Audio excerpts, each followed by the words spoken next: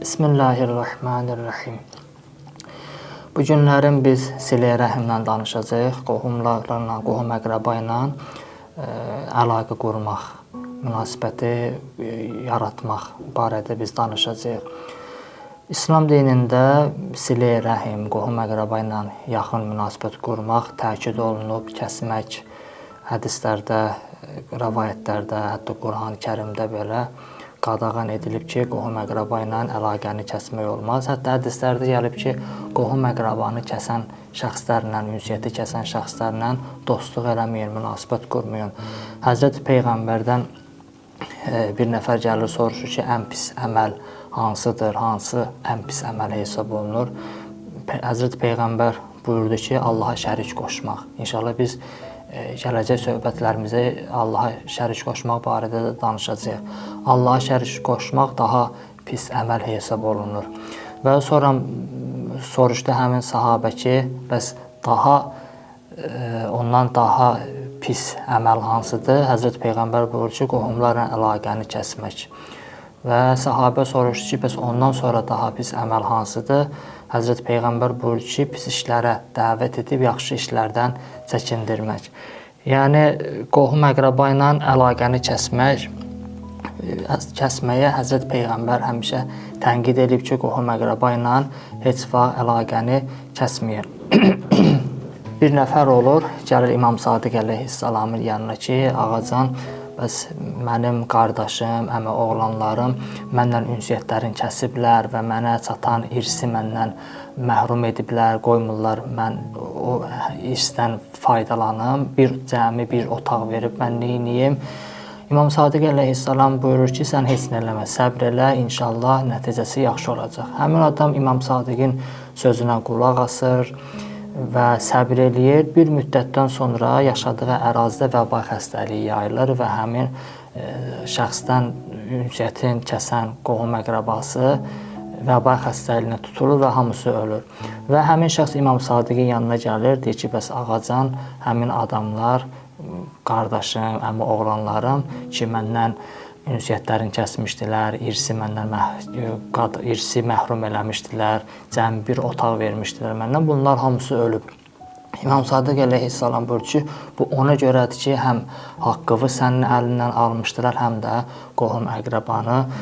qohum əqrəbalıq ünsiyyətini kəsmişdilər, səndən əlaqəni kəsmişdilər. Və bəzi günahlar, hədislər gəlib ki, bəzi günahlar var ki, Allah onu tək qiyamətə saxlamaz. Elə bu dünyada da onun cəzasını verər. Bir çox günahlar var ki, Allah onu qiyamətə saxlar. Qiyamətdə verər heç, qiyamətdə də cəzalandırar. Və bu dünyada da həmin şəxsi müəyyən bir cəza verər həmin şəxsə bu dünyada. Biz bilmirəm, keçən dəfə valideynin üzünə qayıtmaq, valideynə ağ olmaq barədə danışanda dediyi yoxsa yox. Biri valideyn üzünə ağ olan şəxslərdir ki, bəzi hədislərdə gəlib ki, Allah onları bağışlasa da belə dünyada, daha doğrusu valideynləri onları bağışlasa da belə, tövbə eləsə də belə, hardasa bu dünyada nə ilənsə qarşılaşacaqlar.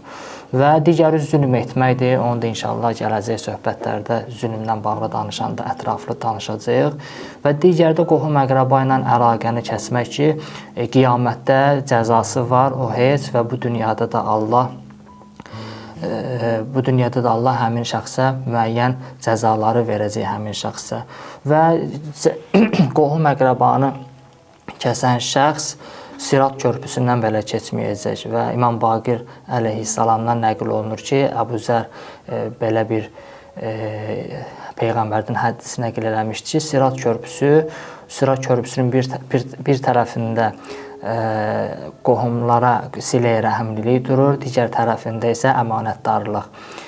Bu ikisindən birinə riayət eləməyən şəxs Sirat körpüsündən keçə bilməyəcək. Yəni, Sirat körpüsü cəhənnəmin üstündən keçən bir körpüdür ki, hamı oradan keçib cənnətə gedəcəklər. Və indi düşünə bilərsiniz ki, yaxşı, digər əməlləri mən görmədim, digər günah işləri gördüm, silə rəhimlilik yerində, əmanətdarlıq yerində, amma digər günahları mürtəkib olsam da belə mən bəyəm Sirat körpüsündən keçəcəm, yox, bu cürə deyil. Əgər sən digər əməlləri görürsənsə, digər vacibatları yerinə yetirirsənsə, mütləqdir ki, sən silə-i rəhimə əməl eləyəcəksən, əmanətdarlığa əməl eləyəcəksən. Əgər sən digər əməlləri eləmirsənsə, günahlardan çəkinmirsənsə, silə-i rəhimliliyin tam yerində olmayacaq. Silə-i rəhimliliyin dünyada da təsirləri, yəni silə-i rəhim qohumlarla əlaqəni kəsməyin dünyada da təsirləri çoxdur. Məsələn, ruzi azalar, ömür qısalar məsələn, ölüm, əcəl tez gələr. Hətta bir nəfər olur, Yaqub Məğribi adında bir şəxs olur. İmam Kazım əleyhissalamın yanına gəlir. İmam Kazım əleyhissalam baxır həmin şəxsə, deyir, bəs sən qardaşınla filan mənzildə, əlbəttə ki, bunlar səfər eləyirlər də, harasa gedirlər, yol üstü bu şəxs gəlir İmam Kazım əleyhissalamın yanına. Və İmam Kazım əleyhissalam buna deyir ki, sən filan mənzildə qardaşınla dalaşdın və bir-birinizə xoşagəlməz ifadələr işlətdiniz, təhqiramiz ifadələr işlətdiniz. Bu da bizə xas olan, bizim məktəbimizə xas olan bir şey deyil. Bizim məktəbimizin davamçıları gərək belə şeylər eləməsinlər. Və İmam Kazım əleyhissalam orada buyurur ki, sənin qardaşın səfərdən qayıdanda evə çatar-çatmaz dünyasını dəyişəcək. Amma sən ömrün uzanacaq, ömrün uzanıb daha doğrusu. Sahabə soruşur ki, ağaca niyə belə? Bəyəm mənim ömrümə az mı qalmışdı? İmam buyurur ki, bəli, sənin ömrünə az qalmışdı, sən gedib bibivi ziyarət elədin deyə Allah sənə uzun ömür verdi və qardaşın isə bibisini ziyarət eləmədi, bibisini yad eləmədi deyə Allah onun ömrünü azaltdı. Və silə-i rəhim nədir? Yəni biz qohum əqrabalarla nə cür biz ünsiyyət qursaq silə-i rəhim hesab olunur. Bu qohumlar belə deyək də qohumdan qohuma fərq eləyir. Məsələn, elə bir qohum var ki, ona elə sadəcə danışanda, telefonla danışanda ya WhatsApp-la yazışanda bir dənə salamun aleykum yazmağın güclü bir dənə silə-i rəhim kimi hesab olunur. Amma elə bir qohum əqraba var ki, ona tək salamun aleykum yazmaq soyuqluq hesab olunur. Gərək ona bir kef-əhval eləyəsən, onu evə dəvət eləyəsən, ondan bir-iki saatlıq ünsiyyət qurasan. Yəni bu qohumdan qohuma fərq eləyən bir şeydir. Və bəzi şeylər var ki, əgər cəmiyyətin gözündə soyuqluq yaradırsa, bu elə qohum əqrabadan ünsiyyəti kəsmək kimi bir şey sayılır. Məsələn, fərz eləyək ki, onunla üz-üzə gələndə, hansısa bir qohumla üz-üzə gələndə salam vermirsənsə və yaxud üz turşudursansa və yaxud bir yerdə oturanda hörmətsizlik eləyirsənsə, hörmət göstərmirsənsə, bu cəmiyyətin nəzərində qohumla əlaqəni kəsmək kimi dəyərləndirilir. Gərək insan bu məsələlərə diqqət eləsin. Ən qohum əqraba ilə ünsiyyət qurmağın mərtəbələri var. Ən yüksək mərtəbə canından keçməkdir. Məsələn, hansısa bir qohumun təhlükədədir, canını fəda eləmək silə-i rəhmin ən yuxarı mərtəbəsidir.